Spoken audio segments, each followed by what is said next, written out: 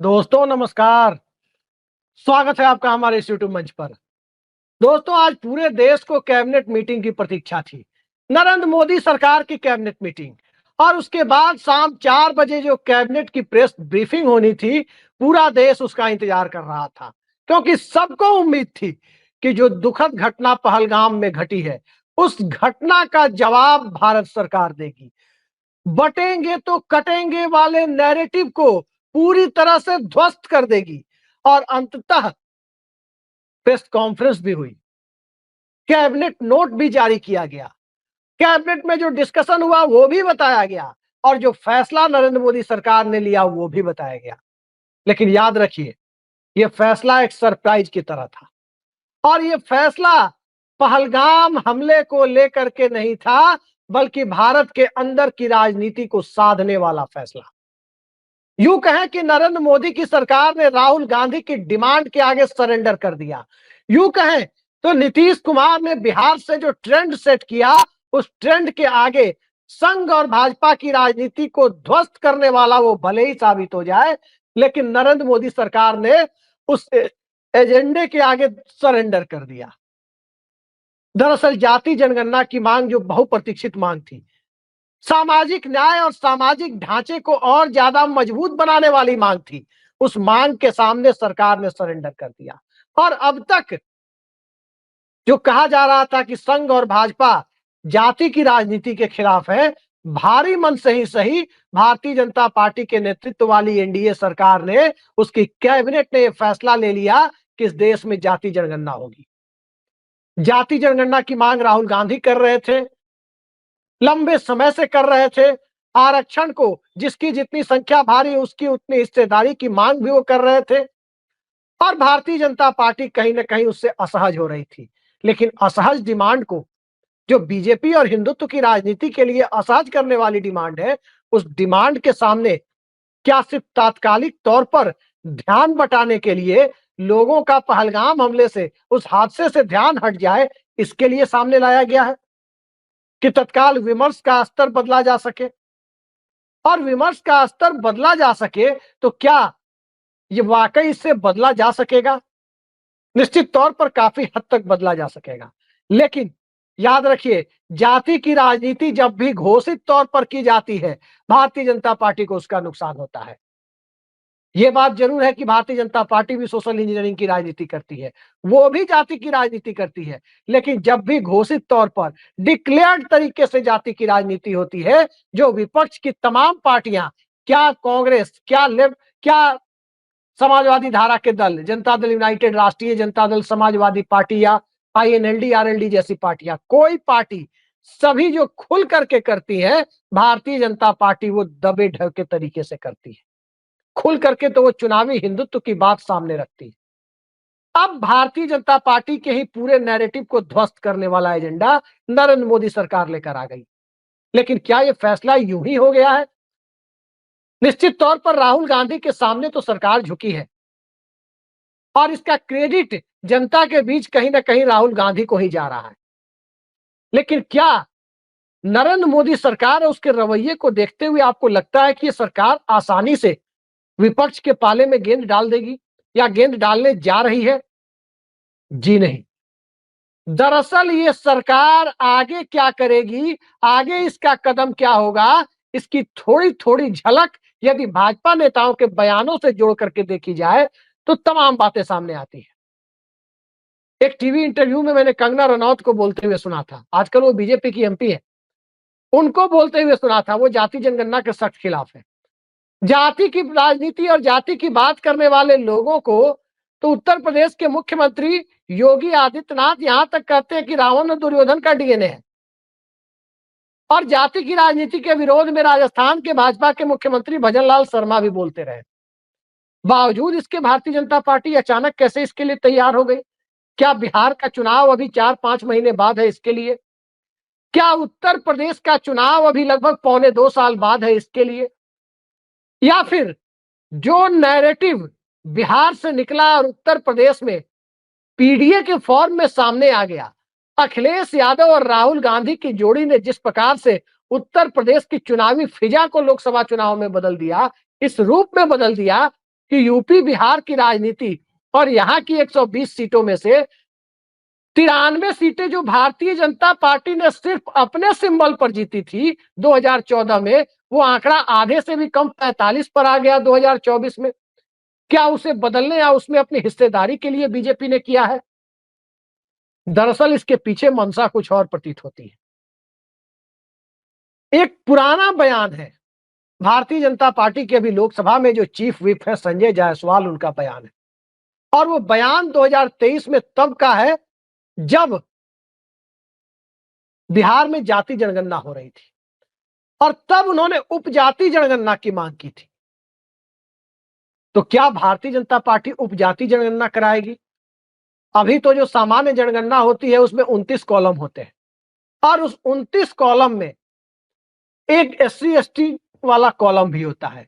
अब एससी वर्ग यानी अनुसूचित जाति और अनुसूचित जनजाति वर्ग के बीच भी जातियों की गिनती होगी। यानी यूं कहें कि 29 के आगे एक 30वां कॉलम भी जुड़ेगा और जब 30वां कॉलम इसमें जुड़ेगा तो उसमें जातियों की गिनती की जाएगी। लेकिन क्या भारतीय जनता पार्टी जाति जनगणना की राजनीति करने वालों को उपजाति गणना करके उनके पूरे नैरेटिव को ध्वस्त करने का इरादा तो नहीं रखती है? ये वो वक्त है जहां भारतीय जनता पार्टी के सरकार के रवैये से विपक्ष को सावधानी से चलने की जरूरत है। लेकिन क्या विपक्ष सावधानी से चल पाएगा? आज मैंने देखा तेजस्वी यादव पटाखे छोड़ रहे थे। जब वो पटाखे छोड़ रहे थे तो ऐसा लगा बहुत बड़ी जीत मिल गई है। निश्चित तौर पर जो बातें अश्विनी वैष्णव ने कही है उसको सुन करके तो मुझे भी लगा कि वाकई बहुत अच्छा काम हुआ है। इस देश के अंदर कहीं से भी वंचित तबके के लोगों को मुख्य धारा में कैसे लाया जाए, ये सबसे जरूरी काम है, क्योंकि उसके बिना विकसित राष्ट्र बनाने का जो अमृत काल चल रहा है वो संकल्प कभी पूरा नहीं हो सकता। लेकिन जाति के आगे उपजाति गिनने सरकार तो नहीं जाएगी। ये एक बड़ा सवाल है कि आखिर उपजाति गिनने की हद तक ये सरकार तो नहीं जा रही है, क्योंकि जातियों के खांचे में जब समाज को देखा जाएगा तो राजनीतिक प्रतिद्वंदिता का स्तर जो अभी ज्यादातर हिस्सों में अगड़ा, पिछड़ा, दलित और आदिवासी इन्हीं 4 कॉलम में सिमटा हुआ है, अब ये जातियों के कॉलम में जब जाएगा तो कहीं ऐसा तो नहीं कि एक जगह 200-200 कॉलम में सिमट जाएगा। ये एक बड़ा मुद्दा है जिस मुद्दे के इर्द गिर्द पूरी सियासत चल रही है। और जब इस मुद्दे को देखें तो कहीं ना कहीं ओम प्रकाश राजभर उत्तर प्रदेश में खड़े हो गए, वे भी एक जाति के नेता बताए जाते हैं। संजय निषाद खड़े हो गए। इसी तरह से चौधरी अजीत सिंह की पार्टी भी कहीं ना कहीं एक खास वर्ग के वोटों की पार्टी मानी जाती है। बिहार में मुकेश सहनी की पार्टी एक जाति की पार्टी मानी जाती है। तो इस तरह से एक जाति विशेष की राजनीति जो लोग कर रहे हैं, क्या इस तरह की अलग अलग जातीय पार्टियां और जातीय चेहरे खड़े नहीं हो जाएंगे? और जब जातीय पार्टियां और जातीय चेहरे खड़े होने की गुंजाइश है, फिर कहां गया हिंदुत्व और कहां गया चुनावी हिंदुत्व? कहीं ना कहीं जाति की राजनीति से संघ और भाजपा की राजनीति को नुकसान होना है। कल ही मोहन भागवत ने प्रधानमंत्री से मुलाकात की थी और सभी लोग ये अंदाजा लगा रहे थे कि मोहन भागवत की मुलाकात का मतलब यही होगा कि शायद शायद वो ये चाहते हो कि जो पहलगाम में हुआ है उस पर सरकार क्या कर रही है। लेकिन सवाल तो यह भी है कि भारत के संवैधानिक ढांचे में न तो मोहन भागवत कोई सांसद है, न केंद्र सरकार में मंत्री है, न राष्ट्रपति है, न उपराष्ट्रपति है, न सुप्रीम कोर्ट में है। आखिर किस हैसियत से इस देश के प्रधानमंत्री उन्हें सारी जानकारी देंगे? यदि दे रहे होंगे तो मुझे नहीं मालूम वो देते हैं या नहीं देते हैं। खैर, ये मुद्दा आज का नहीं है। मुद्दा आज का ये है कि जातीय राजनीति से भाजपा को नुकसान होता है। और जो बात संजय जायसवाल नीतीश कुमार के लिए कह रहे थे कि उपजाति गणना होनी चाहिए, और नीतीश कुमार जानबूझकर उपजाति गणना यानी सब कास्ट सेंसस इसलिए नहीं करा रहे क्योंकि नालंदा जिला जो नीतीश कुमार का होम डिस्ट्रिक्ट है, गृह जिला है, वहां उनकी जाति के लोगों की बहुतायत है, लेकिन उनकी उपजाति बकौल संजय जायसवाल बहुत कम संख्या में है। तो क्या भारतीय जनता पार्टी जातीय राजनीति के मठाधीशों की राजनीति को ध्वस्त करने के लिए और एक बार फिर इतना बड़ा रायता बिखेरने की कोशिश कि इतना रायता बिखेर दो कि सबको हिंदुत्व की लाइन पर आना पड़े, इसके लिए जाति जनगणना तो नहीं करा रही है? याद रखिए, जाति का कॉलम जोड़कर उपजाति का कॉलम भी साथ में जोड़ देना यानी 29 की जगह 30 कॉलम की उम्मीद जो लोग कर रहे हैं, 31 कॉलम बना देना, ये भारतीय जनता पार्टी समाज को बिखेरने के लिए कर सकती है। और ये बात मैं इसलिए कह रहा हूं क्योंकि जातीय जनगणना से समाज नहीं बिखरता, जातीय जनगणना से सामाजिक न्याय का मकसद पूरा होता है। लेकिन यदि बात उपजाति गणना तक जाएगी तो कहीं ना कहीं ये मामला बिखरेगा। जिस वक्त 7 अगस्त 1990 को विश्वनाथ प्रताप सिंह की सरकार ने मंडल कमीशन को लागू करने का फैसला किया था, उस वक्त लोगों को यह लगा था कि राजनीति अब दूसरी धारा में जाएगी, और काफी हद तक गई भी। एक बहुत बड़ा वोट बैंक मंडल कमीशन के नाम पर खड़ा हुआ। हालांकि बिहार में, जहां मंडल राजनीति का जन्मदाता जिसे कहा जाता है, वहां पर वीपी सिंह के आने के 12 साल पहले कर्पूरी ठाकुर ने पिछड़ा वर्ग को दो सब क्लस्टर में, पिछड़ा वर्ग और अति पिछड़ा वर्ग BC1 और BC2 में डिवाइड कर दिया था। तो क्या अब उसके अंदर मौजूद जातियां और उपजातियां अलग अलग क्लस्टर में जाएंगी? आज से तकरीबन 1 साल पहले भारतीय जनता पार्टी से जुड़े हुए एक सूत्र ने मुझे बहुत विश्वास के साथ कहा था कि जाति जनगणना से ज्यादा उपजाति जनगणना जरूरी है। मैं व्यक्तिगत तौर पर मुझसे कहा था कि उपजाति जनगणना जरूरी है। फिर मैंने पूछा कि क्यों आप ऐसा कह रहे हैं? तब उन्होंने कहा कि जाति की राजनीति का रायता इतना ज्यादा फैल जाना चाहिए जिससे कि समेटा न जा सके। तो सबसे पहले विपक्ष को इस मुद्दे पर कहीं ना कहीं सचेत होने की जरूरत है। संक्षेप में कहें तो संजय जायसवाल के मुताबिक नीतीश कुमार की जाति की उपजाति की आबादी उनकी जाति में कम है। बिहार में कहा जाता है कि लालू यादव जिस उपजाति से आते हैं, यादव समाज के बीच उनकी संख्या बेहद कम है। उत्तर प्रदेश में मुलायम सिंह यादव का परिवार जिस उपजाति से आता है, यादव समाज के बीच कहा जाता है उनकी संख्या भी कम है। तो भारतीय जनता पार्टी और संघ परिवार का जो एजेंडा है उसे देखते हुए मुझे तो साफ दिखाई दे रहा है कि अभी फॉर्मेट आने दीजिए, तब पता चलेगा कि ये जाति जनगणना है या उपजाति जनगणना है। बहुत उत्साहित होने की जरूरत मुझे फिलहाल दिखाई नहीं दे रही। मैं जानता हूं कि मेरी इस बात का गलत अर्थ कुछ लोग लगाएंगे। कई लोग मुझे जाति जनगणना का विरोधी साबित करने की कोशिश करेंगे, जबकि मैं लगातार कई ऐसी डिबेट कर चुका हूं जिसमें मैंने खुलेआम जाति जनगणना का समर्थन किया है कि हर हाल में होनी चाहिए, क्योंकि ये जरूरी है। लेकिन बीजेपी, याद रखिए, भारतीय जनता पार्टी और नरेंद्र मोदी की सरकार कभी भी सीधी चाल नहीं चलती है। शतरंज में घोड़े की चाल जो 2.5 घर की होती है, वो चाल अक्सर बीजेपी ज्यादा चलती है। तो क्या ये 2.5 घर वाली चाल है? दूसरा मसला रोहिणी कमीशन का है कि ओबीसी वर्ग के बीच जो बंटवारे की बात कही जा रही है, क्या इन आंकड़ों का इस्तेमाल उसके लिए भी किया जाएगा? तीसरा मसला, सुप्रीम कोर्ट ने की संविधान पीठ ने जो आदेश दिया कि जैसे पिछड़े वर्ग में ओबीसी और ईबीसी या 2 या 3 सब क्लस्टर की बातें हो रही है, रोहिणी कमीशन की बातें हो रही है, अगर किसी राज्य सरकार या केंद्र सरकार के पास डेटा है तो अपने राज्य या केंद्र में SC ST वर्ग में भी अलग अलग सब क्लस्टर, अलग अलग उपवर्गीय विभाजन कर सकते हैं। दलित महादलित जो नीतीश कुमार ने सोशल वेलफेयर स्कीम में किया है, सामाजिक कल्याण योजनाओं में किया है, वो आरक्षण और दूसरे मामलों में भी राज्य सरकारों के पास सुप्रीम कोर्ट ने जो अधिकार दे दिए, तो उस तरह से दलित वर्ग को भी बांटने के लिए ये कोशिशें हो रही है। तीसरा मसला जो सामने आ रहा है कि 10% ईडब्ल्यूएस आरक्षण उन तबके के लोगों को है जिन तबकों को आरक्षण में मंडल कमीशन या SC ST वाले रिजर्वेशन में जगह नहीं है, उनके गरीब लोगों के लिए है। क्या उनके बीच भी जातियों का सब क्लस्टर तय किया जाएगा? कई सारे ऐसे मसले हैं जिसका समाधान होना जरूरी है। और जातीय जनगणना के पीछे बीजेपी जो विपक्ष सोच रहा है, क्या वैसे ही सोच रही है? इस बात को जो लोग मानने वाले हैं, जो पटाखा छोड़ने वाले हैं, वो भले ही मान ले। व्यक्तिगत तौर पर मैं नहीं मानता कि राहुल गांधी जिस तरह से सामाजिक न्याय और समाज के अंतिम व्यक्ति को मुख्य धारा में जोड़ने की वकालत कर रहे हैं, बिल्कुल उसी मंशा से बीजेपी तैयार हो रही हो। एक मंशा तो आज ही दिख गई कि आखिर जब जाति गणना की बात एक ऐसे दौर में लाकर सामने रखी गई जिस दौर में पहलगाम का मामला था, तो ध्यान बटाने वाला मामला तो पहली बात के लोगों को समझ में आ रहा है।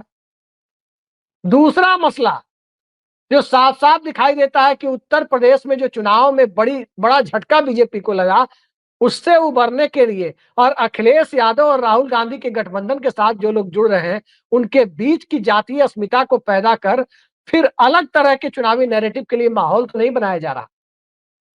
लेकिन याद रखिए, जाति की राजनीति ऐसी राजनीति है कि जो भी पार्टी इसको खुलकर खेलने के लिए आगे आती है, उसका उसे नुकसान होता है। कर्पूरी ठाकुर ने आरक्षण का फैसला किया।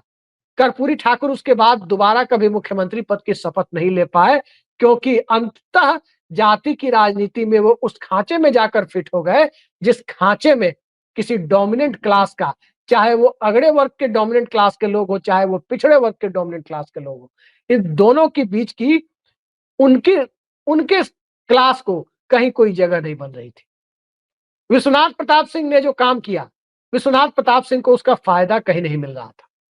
हाँ, राहुल गांधी अगर ये काम करते, इसका फायदा उन्हें जरूर मिलता। इसलिए मिलता क्योंकि राहुल गांधी की कांग्रेस पार्टी के साथ दलितों का भी एक ठीक ठाक सेक्शन है, और अल्पसंख्यकों की तो पहली पसंद इस देश में कांग्रेस पार्टी, चाहे कोई भी अल्पसंख्यक धर्मावलंबी हो, उसके बीच कांग्रेस पहली पसंद है। और अब भारतीय जनता पार्टी के सामने सबसे बड़ा संकट ये खड़ा हो गया कि जो अपर कास्ट के लोग, जो जनरल कैटेगरी के लोग, सवर्ण जिन्हें कहते हैं, वो ये मानकर चलते थे कि भाजपा आरक्षण और जाति की राजनीति की विरोधी है, जाति गणना की विरोधी है, और इस वजह से जो वो बीजेपी के साथ खड़े थे, अब उनकी भी आंखें खुल गई है कि क्या वाकई बीजेपी के साथ खड़े रहा जा सकता है, क्योंकि जो काम दूसरी पार्टियां कर रही है वही वो तो ये भी कर रहे हैं। तो उस परिस्थिति में भारतीय जनता पार्टी अपने कोर वोटर की सहानुभूति भी गंवाने की तरफ जा रही है। जैसे हिंदुत्व की राजनीति में बहुत लोगों ने सॉफ्ट हिंदुत्व की राजनीति की कोशिश की, लेकिन जिनकी एक्सपर्टीज थी, जिनकी विशेषज्ञता हिंदुत्व की राजनीति में थी, उसको वो मात नहीं दे पाए। ठीक इसी तरह से जिस धारा के लोगों की राजनीति मंडल कमीशन की राजनीति रही है, जाति गणना की राजनीति रही है, हालांकि मंडल और जाति की राजनीति दोनों अलग चीजें हैं, तो ये राजनीति जो रही है, उसमें भारतीय जनता पार्टी जाकर के कामयाब हो जाएगी, ऐसा बिल्कुल दिखाई नहीं देता। लेकिन उससे एक और बड़ा सवाल है कि टाइमलाइन क्यों नहीं दी। राहुल गांधी ने बिल्कुल वाजिब सवाल उठाया है कि टाइमलाइन मोदी सरकार ने क्यों नहीं दी कि कब तक कराया जाएगा। 2011 में socio economic and caste census हुआ था, 1931 के बाद 80 साल बाद हुआ था। आंकड़े सार्वजनिक नहीं किए गए, किस परिस्थिति में नहीं किए गए सरकार जाने, लेकिन जो सामने सामने दिखाई दिया वो यही दिखाई दिया कि 31 में जो उस वक्त ब्रिटिश इंडिया के स्टेट थे, जैसे यूपी को संयुक्त प्रांत कहते थे, बिहार था, इस तरह के राज्य थे, या फिर जो प्रिंसली स्टेट थे, रियासतें थी, उनके अंदर पूरे के पूरे एक कास्ट को काउंट किया गया, उसके नंबर काउंट किए गए, हेड काउंट किया गया। लेकिन 2011 में ये आंकड़े जिला स्तर पर एकत्रित किए गए। तो जिला स्तर पर जब आंकड़े एकत्रित किए गए, तो कहीं कोई जाति जनरल कैटेगरी के पैरामीटर पर आगे दिखी, तो कहीं कोई जाति जो जनरल कैटेगरी में दिखती है, किसी पिछड़ी जाति से भी ज्यादा कमजोर हालत में दिख रही थी। तो क्या इस वजह से उसको सार्वजनिक नहीं किया गया? क्योंकि कई लोग उसे पेंडोरा बॉक्स कहते हैं कि वो खुल जाएगा तो बहुत बड़ा राजनीतिक विस्फोट हो जाएगा। अब जो जाति जनगणना की बात नरेंद्र मोदी सरकार बिना किसी टाइमलाइन के कर रही है, बिल्कुल वैसे ही कर रही है जैसे महिला आरक्षण बिल पास करा लिया, बिल्कुल वैसे ही जैसे कभी 15 लाख रुपए खाते में डालने की बात कही गई और फिर जुमला करार दे दिया गया। तो क्या बिना टाइमलाइन के जाति जनगणना का शिगुफा ये शिगुफा बन के रह जाएगा, या राहुल गांधी जिस इरादे से चाहते हैं कि वंचित तबके के बीच सामाजिक न्याय के मुद्दे की पहुंच हो सके, समाज के अंदर, देश के अंदर जो एसेट्स हैं, जो संसाधन है, उनका उनकी क्षमता के हिसाब से, उनकी व्यक्तिगत योग्यता के हिसाब से निर्धारण हो सके, जिसकी जितनी संख्या भारी उसकी उतनी हिस्सेदारी, उस मकसद से जो कराना चाहते हैं, क्या नरेंद्र मोदी इस मकसद से कराना चाहते हैं? इसका जवाब सिर्फ एक है, एक नहीं बल्कि दो है। पहला, जाति जनगणना होगी तो कितने दिनों में संपन्न करा ली जाएगी? आमतौर पर 3-4 सप्ताह में जनगणना हो जाती है। नरेंद्र मोदी सरकार का इरादा यदि नेक रहता, सामाजिक न्याय वाला इरादा रहता, तो अभी स्कूल में गर्मियों की छुट्टियां हो रही है, ज्यादातर मास्टर साहब लोग, सरकारी स्कूल के मास्टर साहब लोग ही जनगणना करते हैं। मास्टर साहबों को लगा दिया जाता जनगणना के काम में, 1 महीने में पूरा डेटा कलेक्ट हो जाता। लेकिन वो काम नहीं किया जा रहा है। बस कराया जाएगा जातिगत जनगणना, जैसे गरीबी दूर कर दी जाएगी, सबके खाते में 15 लाख भेज दिए जाएंगे, वैसे ऐलान कर दिया गया। और दूसरा मुद्दा इसके साथ है कि जाति जनगणना ही होगी या उपजाति जनगणना का पेंडोरा बॉक्स भी इसके साथ जोड़ा जाएगा। तो देखते जाइए, विपक्षी दलों को अति उत्साह से पहले इस बात पर ध्यान देना होगा कि नरेंद्र मोदी सरकार के ट्रैप में तो वो नहीं फंस रहे हैं। ये बड़ा सवाल है कि वो ट्रैप में तो इन्हें फंसाया नहीं जा रहा। लेकिन अंततः यही दिखाई देता है कि आज का दिन राहुल गांधी का है। आज के दिन के man of the match Narendra Modi सरकार की कैबिनेट नहीं है, नरेंद्र मोदी नहीं है, बल्कि राहुल गांधी है। और राहुल गांधी के सामने सरकार झुकी है। कम से कम फिलहाल तो यही दिखाई दे रहा है कि अंततः वंचित तबकों की, डिप्राइव्ड सेक्शन की राजनीति की बात करने वाले राहुल गांधी के एजेंडे पर यह सरकार झुक गई है। और जो बात राहुल गांधी कहते थे कि जो हमारा एजेंडा होता है या तो ये लागू करेंगे, नहीं तो हम आकर लागू करेंगे।